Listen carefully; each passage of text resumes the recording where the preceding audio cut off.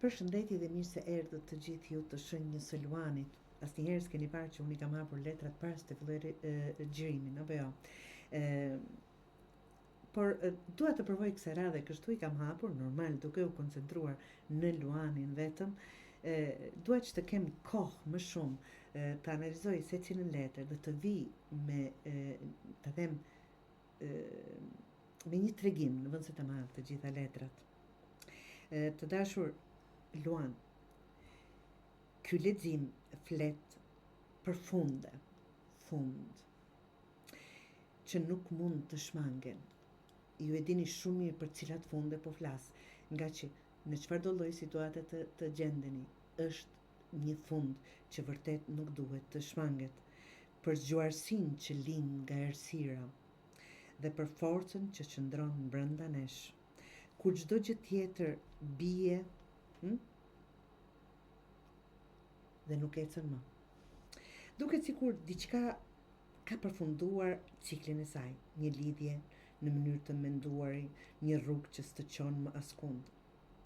Dhjetë të shpatave atë e tregon një mbyllje dhimbshme, por absolutisht e domosdoshme. Kjo nuk është një humbje, është në fakt një rilindje.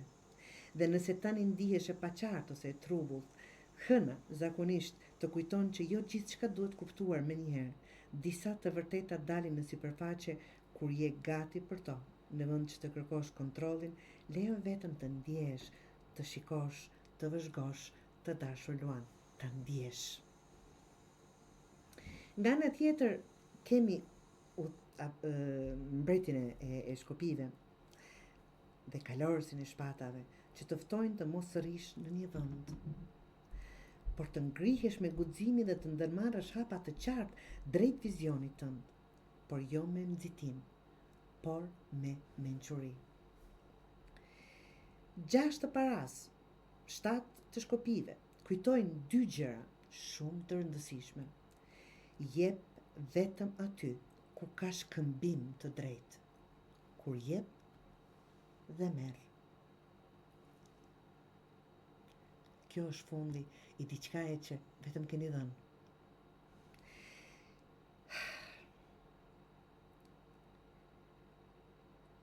Mos shpërndaj energjinë tënde të dashur Luan kot.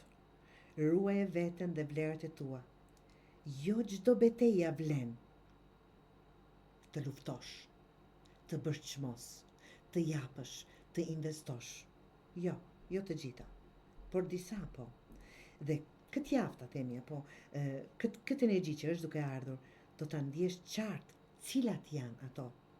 Ku duhet të japësh dhe ku duhet të investosh. Rrota e fatit tregon se jeta ndryshon drejtimin, jo rastësisht, por sepse ka ardhur koha dhe ajo që ndodh, sado e vështirë, të ka hapur një rrugë që s'do ta kishe parë ndryshe.